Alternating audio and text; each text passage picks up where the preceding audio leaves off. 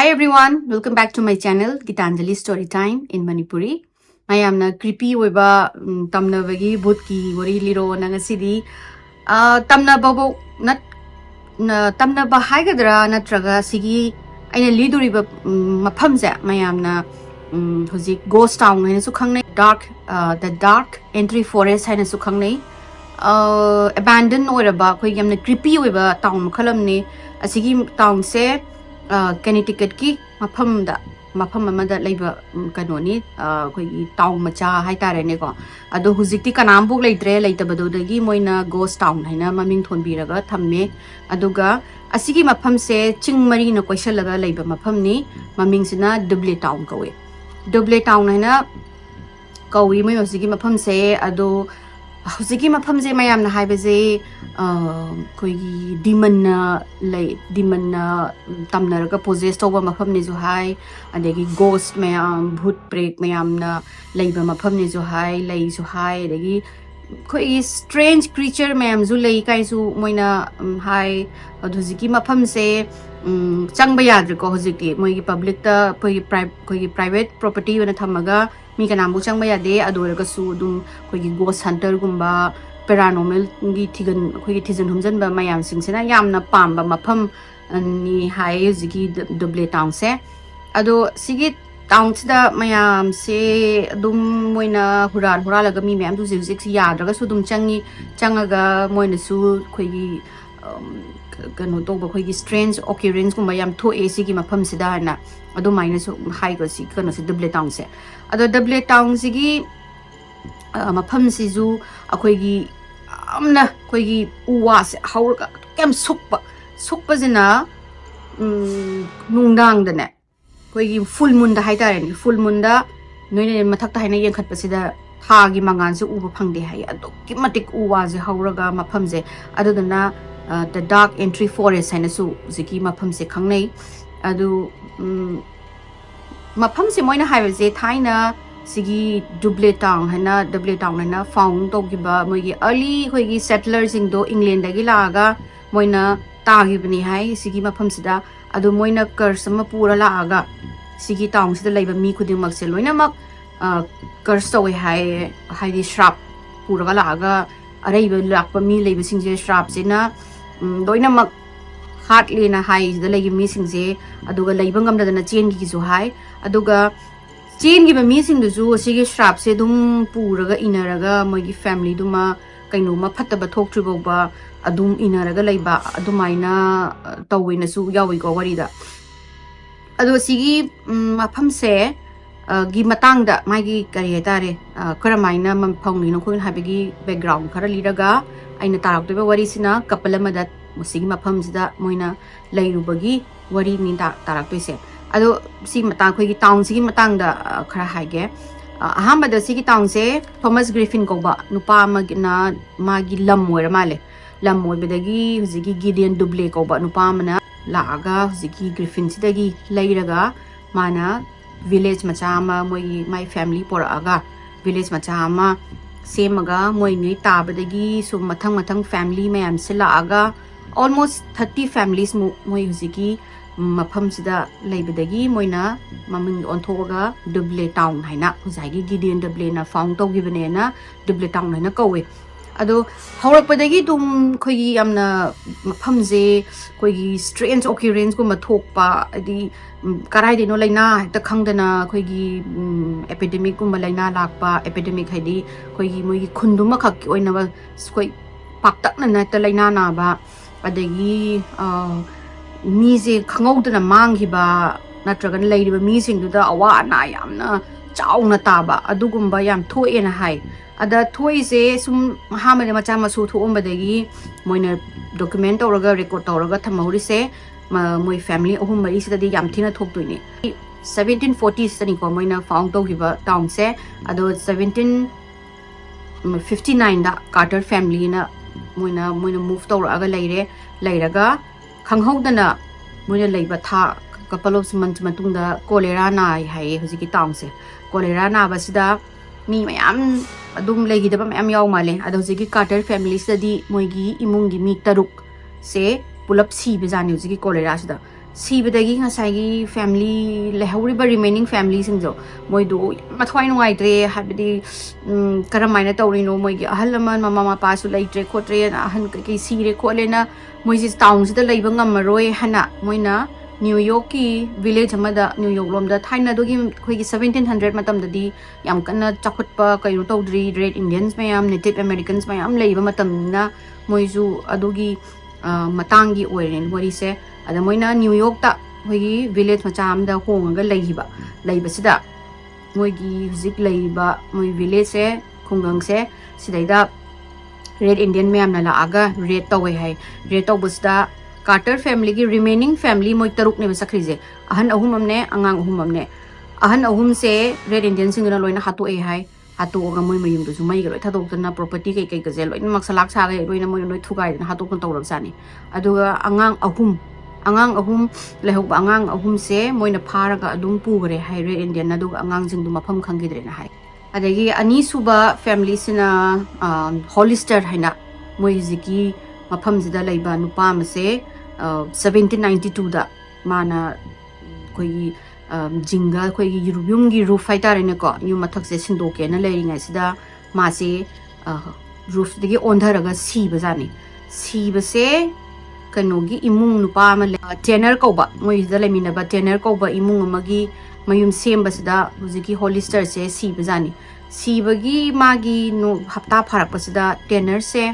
ꯑꯩꯈꯣꯏꯒꯤ ꯌꯥꯝꯅ ꯀꯔꯤ ꯍꯥꯏꯇꯥꯔꯦ ꯃꯣꯏꯒꯤ ꯀꯩꯅꯣꯁꯤꯗ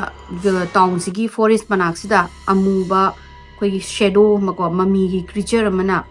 ꯆꯠꯂꯒ ꯑꯗꯨꯝ ꯂꯩ ꯈꯣꯠꯂꯦꯅ ꯃꯥꯁꯦ ꯑꯗꯨꯝ ꯉꯥꯡꯕ ꯍꯧꯔꯛꯑꯦ ꯍꯥꯏꯗꯤ ꯑꯣꯕꯁꯦꯁ ꯑꯣꯏꯔꯒ ꯍꯦꯛꯇ ꯃꯤ ꯈꯨꯗꯤꯡꯒꯤꯁꯦ ꯐꯥꯔꯒ ꯅꯨꯡꯗꯥꯡꯗ ꯁꯤꯗꯩꯗ ꯀ꯭ꯔꯤꯆꯔ ꯑꯃ ꯊꯣꯛꯂꯛꯏ ꯑꯃꯨꯕ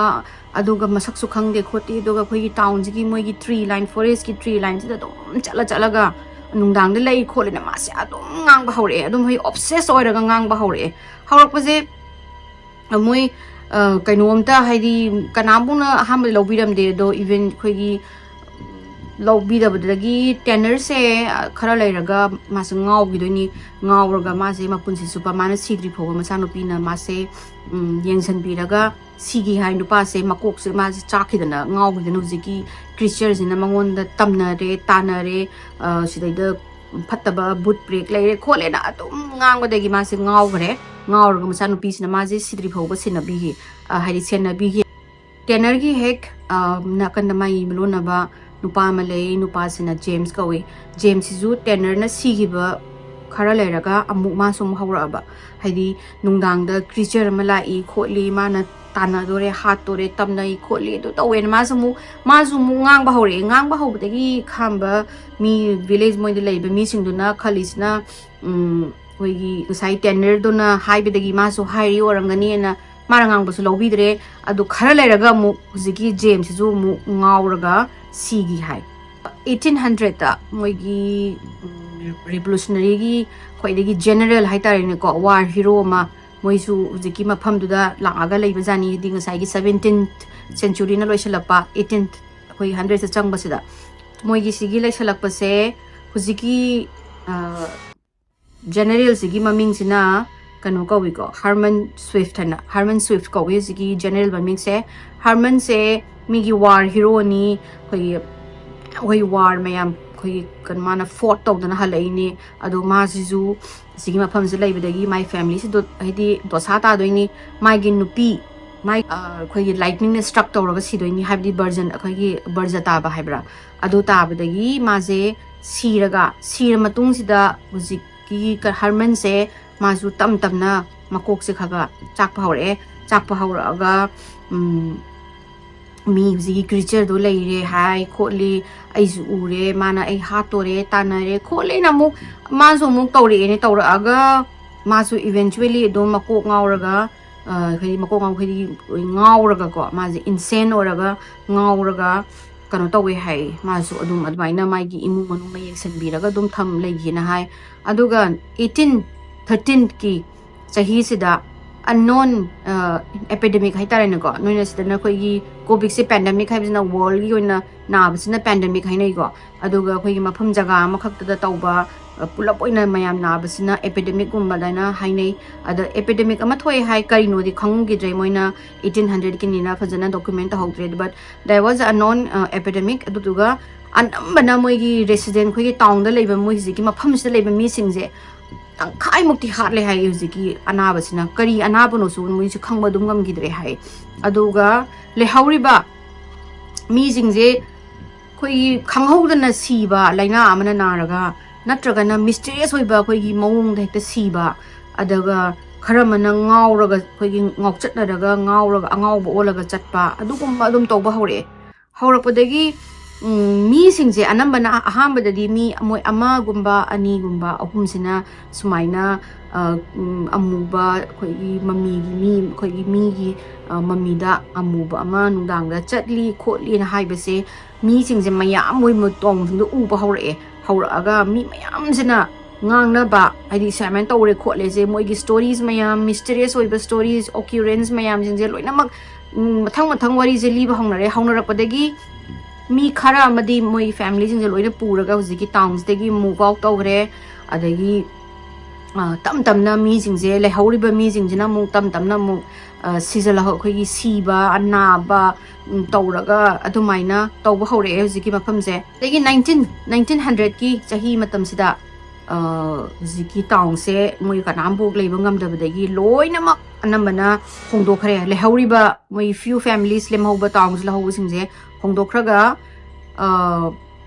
Brophy family hana amalay Brophy family se khak lehawba moi gidi chatningai hongdokningai laitadana usiki town sida moi khak lehawe moi khak lehawba se khara tha amani leraga moi se khoi sanga loiraga leibani ada mai yaw ship singje loina maksi hatamda zigi mafam sida siraga machanupa ani mase moigina thangnaba town amadagi huralena Brophy family machanupa ani ma por huralena mayamna phu chaiba tawdagi forest manungna changraga moise mangaga thiba phangidrjani forest chen gibadagi adudu chen gibagi nungai tabagi wakhanda hujiki Brophy family sida lehawba mama se mama je TB naraga amuk sigi hai karai dano khangni TB naraga sibadagi mapa je khakle hawe mapa sina John kawe John Brophy se hujiki matu sigi bane maigi mapo machai mai property mai mang bane adai macha ani duna jungle manung na chen graga thiba phangdabadagi ma siju makoi ngaw hawraga nakan na khoi gi khara koi chat pa ngaw chatnaga chat pa hawraga noma ziki forest manung da macha nupa ani do thibane na changraga adum mangre hai tholakhidre hai magi dui makha taba majo thiba phangidre moi hujiki Brophy family jina hek aruiba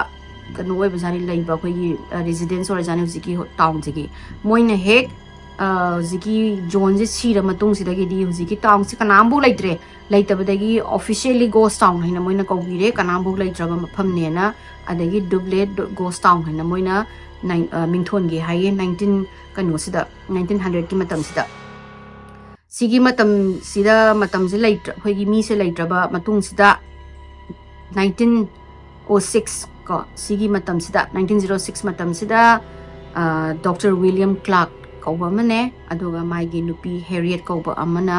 ziki mafam se sida dan property ma leiba sida moi sida thongdok thokpase asigi thongdok sigi wari ni aina makhada ina ujimu tarak toise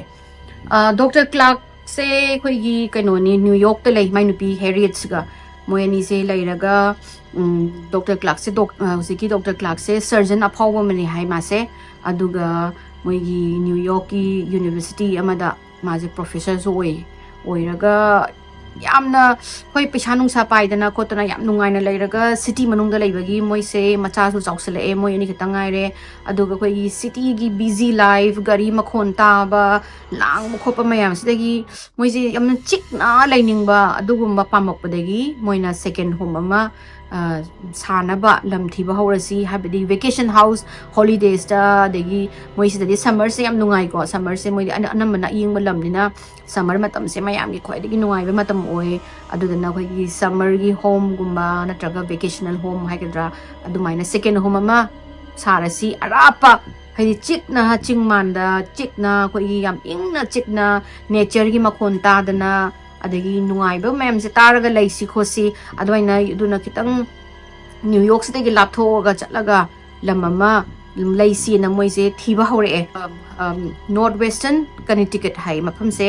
sigi koi gi suburb area hai tarine ko lapa chingman koi chikna leiba mafam amada yum thiba lakpo sida moine sum thawr kan sida mafam ama ui hujiki mafam se na moine thawr yeng sida ya phajaba mafam se khupa jam tawe yeng sida mafam se na moina haibado Litchfield County Connecticut kita laiba mafam ni ko moi sida di haina lekai gumba district se county har khangne ada dugi Litchfield County har bi ki khoi gi suburb yamna hilly oi ba yamna rural oi ba area da ni moina lai se la ga hoji ki mafam je moina pass over sida mafam se zama ta usani akhoi gi bridge cover bridge ama lai hai hoji ki cover bridge lan thoga gi loi ma kai bo udraga phana sangna lan thoga gari je hoji ki bridge te thodurak pasida hoji mafam je moina u ba je to khoi gi uwaga se hauraga na ingaga chiaga mafam se khupa jam tawbadani tawraga moina hojiki khamba hojiki bridge tagi kitang lambi masmaina haina winding oiba lambi ma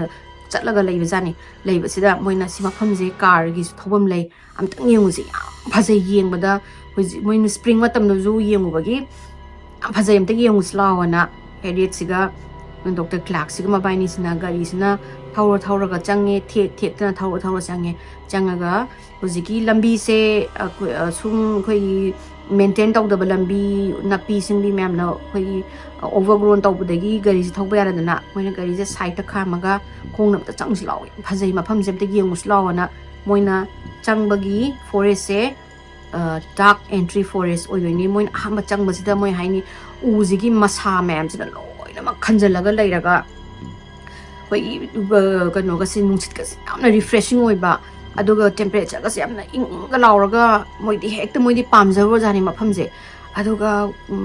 moina hojiki forest chi hai khona wa mok sanga uchi mukta de hai ada moina sum minute manga muk changa kansida ahangba jaga ama lai ahangba jaga se lakpa hekta moidi enchanted forest hai tare ni ko habidi koi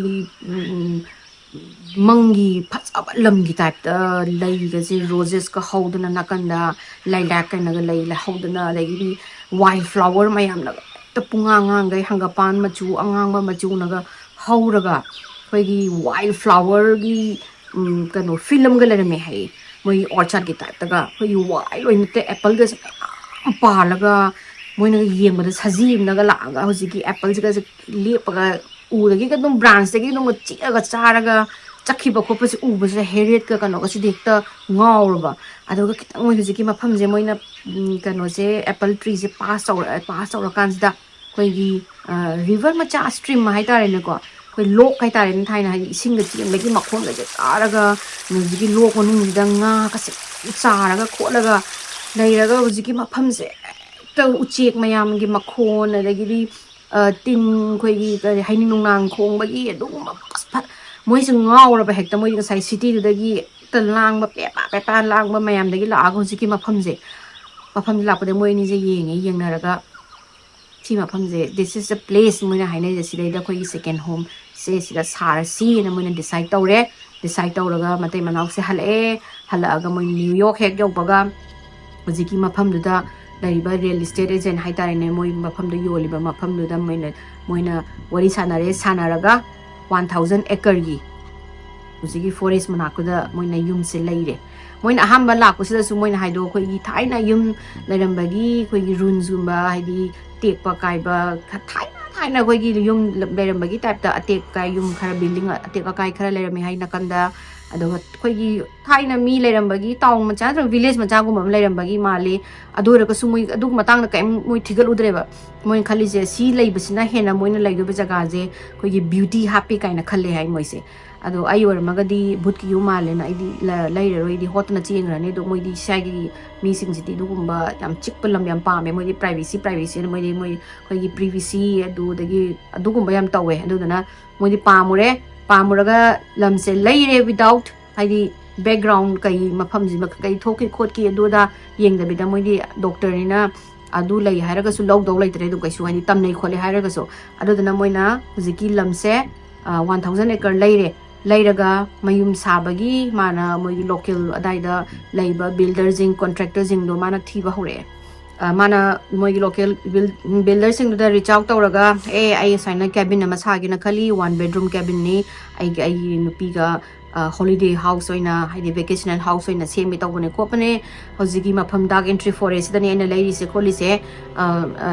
dark entry forest ne na lai se sida maya asigi paisa ne kayam launi khoni yum sabagi khot ke na tawbasida moi adai da laiba local builder sing jena amata yadreba moina yum je sabiyo dui mana ko changwaje majina hangaga su moina fazana answer du pibidre ya habidi akoi do pharak tani na straight answer am de pibidraba pidraga doctor du as moi ju sagi manung dagi kitang kanol dagi lapanina town khoi lapanina dagi di moi pochai poraga kholaga yum sabado project to yam pick panina moina tawning da ba oiram basu yai aduduna moina yadramne phare aisu thaina farm da horok nupani ai thanda ai yum saba ngamni khot kani na leiriba uwa kariya lage adagi aina city dagi he laaga pochai poraga sarage na mana lepe nupa jiki doctor clark sisu yamna adugum makhut masa yamna haiba semba saba khopa yam haiba nupa amasu oibajani ma jam handy oibajani adu mana for 7-8 months mana weekend kudingi habidi thangjano maising kudingi New York tagi thora aga baba masai mana khulai kuchu khulai pora kholaga yumje saraga adugi chahi dugi 1906 ki December 1906 ki November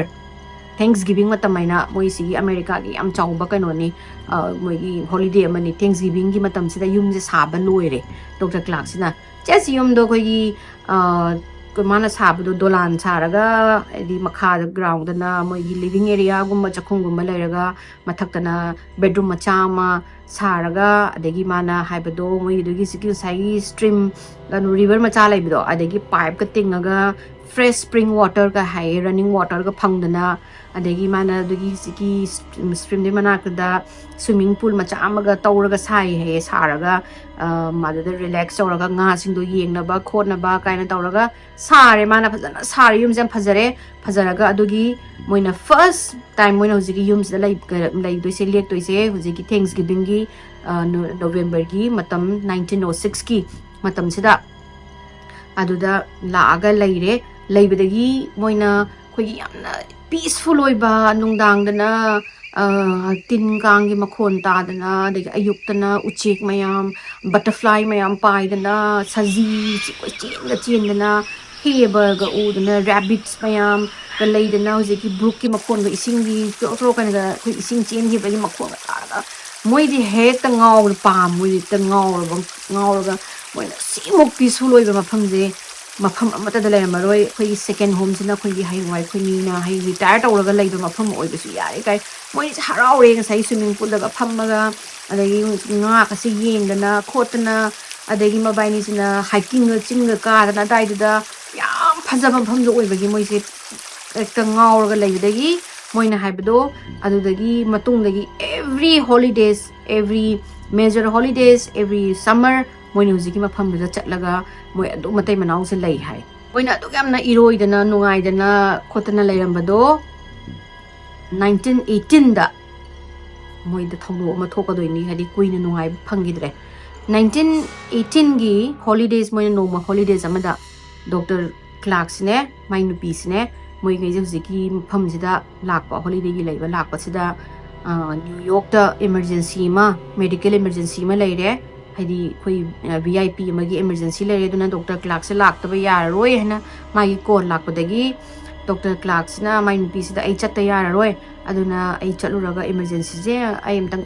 kano yengo ki VIP ne hai aduna nang matam nang sidang nang just 1 or 2 days oi pasu yai nang leiramo kholo na haibidagi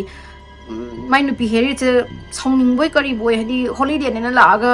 nangna ai thanda si jungle achik pa nang na thamam doise but ai nang haidi masu haidi ngasai gi mai matung inaraga chapadu ju chatningdraba haidi moi ngasai gi lakta holiday ne na laga se matam khara laidoini na tawraga amuk inabado tandana mana phare dodi nang chatlo adu nang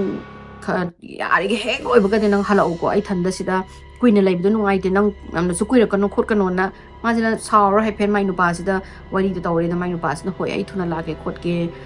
nang ai sigi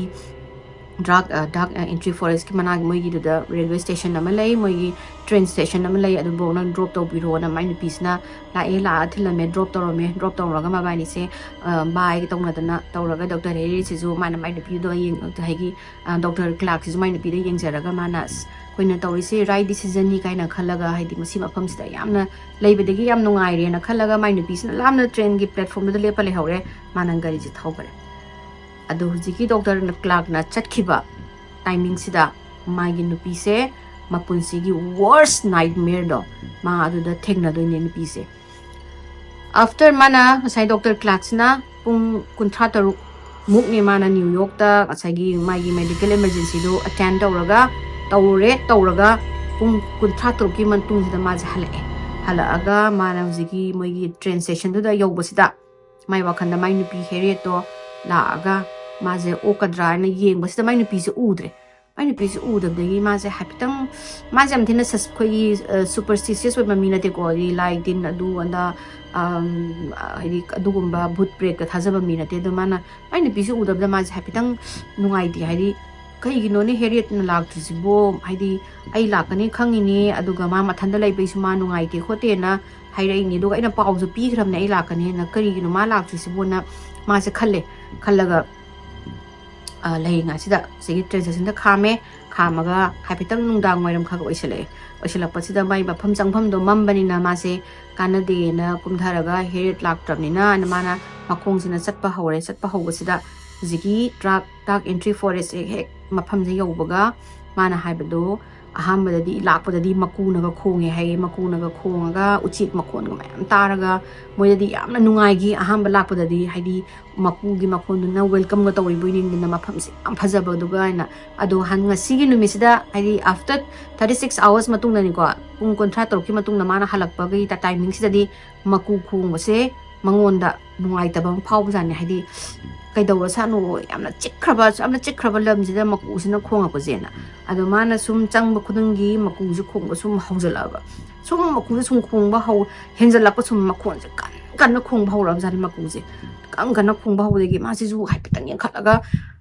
ma si masa sida kainoma haidi mai nupi sida kainom tawrabra mai nupi thorok trise kai gino matu je chungaga ma si makhong je na gonong ma si sum haidi tawrombadegi chen ba haure chen ba je maku na khongje lakpaga da uche akhoi gi masakhang da uche amna khong tawle ma sa je haina ma chele ga mam su pung ma je gi hana gi mamma ga leibane nungdang wara masulakpagi mamma ga ma sa mai gi clearing hai tare ko hang ba je ga mai miyum je man u ba je lapna u ba je mai ni pi ju ma pan da leiba u de thong lu slom u de thong je hang tu u i ba ma se hang tu ga maku jing je na tok maku je auna maku je moi kun thra mu sina khong je da ma je mana ko se pangi to we hai du ga mana na hangai di adamai na uche tin kang khong ba nungai ba na mi se di ma de ta sai gi thong do hang to ko uram de ma se mi hun sai la ro ga ma je ta chenjalak ba chela ga mana mai ni pi se ko chelak pa sida mana mai ku ji ki front door se mamang mai yum mama gi thong je yo ra hang to le ma je mana thong je kan to ro dom ko thala ga manung sangak pa sida khoi gi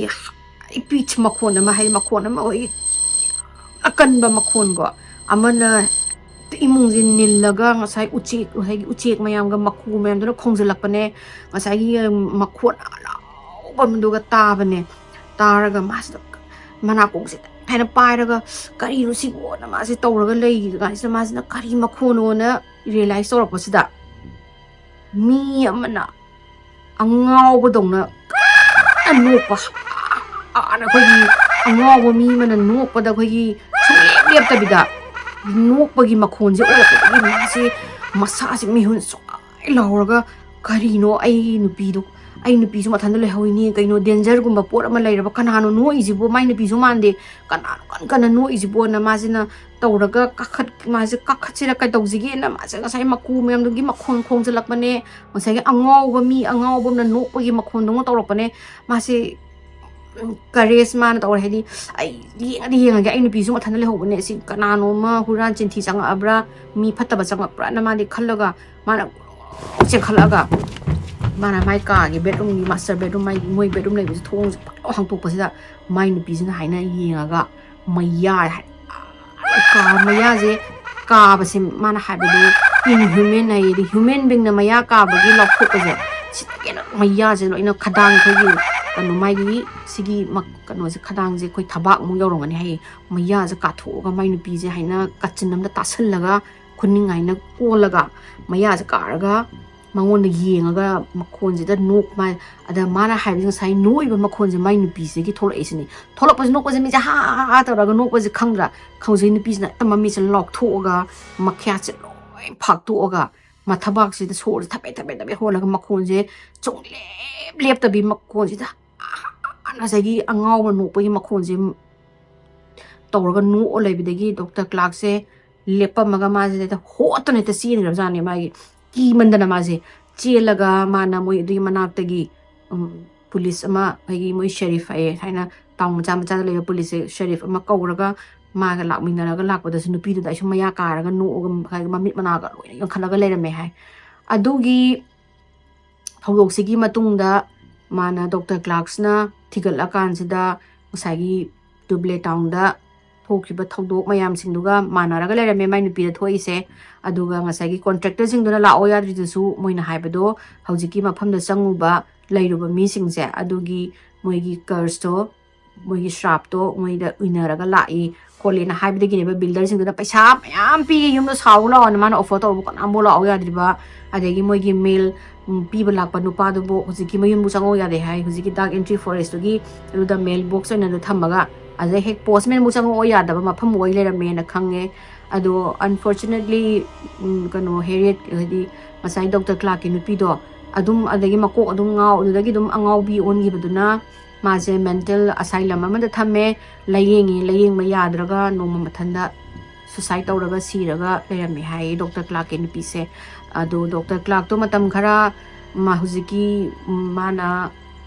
matam khara matung thigala matung da maga partner oiraga jiki dark entry forest ki moigi community ma semaga ji moina kanabu changba yaroi kholoi ana jiki mafam je illegal oi changba yaroi ana moina thingaga thame hai ado moina adogi tamnabagi khopagi wari gi matungda yamna famous oiba paranormal gi couple lama leba Ed and kanodo Lauren Ed and Lauren do moi singje moi ani duna special episode ama namme hai hujiki dark entry forest ki moina Dr. Clark na leramba Dudleytown gi he manakuda number se moina hujiki loiraga moina mayam da hai se asigi mafam se demonically possessed to mafam ni hai demon na possessed to mani bhut prek lai khole na moina adumaina su hai gi moigi hujiki series na matungda moyani na ju mafam de changano kanambu ana ado hujik changba ya de na haraga ju adum thrill seeker hagadra melegiri mafam do yikning manbagi huralaga changba mayam su yawi yauraga moina haibado photo ga moina nambada mamina di udaba ado photo do develop tawrakanda khoigi strange khoigi figures hai tare ne ko amuba mami khoigi kanu gumba shadow gumba taramba mi gumba taramba degidi moina haibado moina labida chatlingai da makhut amana khangawdana khupang tharakpa khujing silakpa nalakpa adugumba yam tawi hai aduga mafam se yam ing hai mayam ga manade ho ing du budi ngasai moi sunlight gumba kaya changdabanina ing badi haidi kaya sabadi oida bu soram bai hai adu mayam singduna adugumba do mayam occurrence tawi kholena haibidagi sai Dr. Clark ki foundation jena moi du ecosystem do mi dum haidi famous mi am changa ani na moina guard tawra police daga hairaga adagi tawraga fencing ga loin tawraga khajalaga thame hai jigi mafam je but still people still go there and uji khogo dum mayam thrill seeker hai tare ne go paranormal hunter ghost hunter mayam moina dum changi hai na traga na khoi gi du ma yeningba mi sing na hiking oina tawraga hek changba khotpa adumain tawe hai adu huji phoba adum town si su kanambok leite kanambok sangbasu yadre leitbsu yade leibsu yadre aduga huji moigi yamna hujiki forest su sangba yadre adu kanambok su leite abandon oraga huji phoba dum leidi mafam se kanambok leite bida ꯑꯗꯨꯅ ꯃꯌꯥꯝꯁꯤꯗ ꯋꯥꯔꯤꯁꯨ ꯂꯣꯏꯁꯤꯟꯖꯔꯒꯦ ꯑꯗꯣ ꯑꯩꯒꯤ ꯋꯥꯔꯤ ꯐꯣꯔꯃꯦꯠꯁꯦ ꯃꯌꯥꯝꯅ ꯅꯨꯡꯉꯥꯏꯔꯒꯗꯤ ꯑꯩꯒꯤ ꯆꯦꯅꯦꯜꯁꯤꯕꯨ support ꯇꯧꯕꯤꯌꯨ ꯁꯦꯌꯔ ꯇꯧꯕꯤꯌꯨ ꯂꯥꯏꯛ ꯇꯧꯕꯤꯌꯨ ꯁꯕꯁꯀ꯭ꯔꯥꯏꯕ ꯇꯧꯕꯤꯌꯨ ꯑꯗꯣ ꯃꯊꯪꯒꯤ ꯋꯥꯔꯤꯗ ꯑꯃꯨꯛ ꯊꯦꯡꯅꯔꯁꯤꯀꯣ ꯕꯥꯏ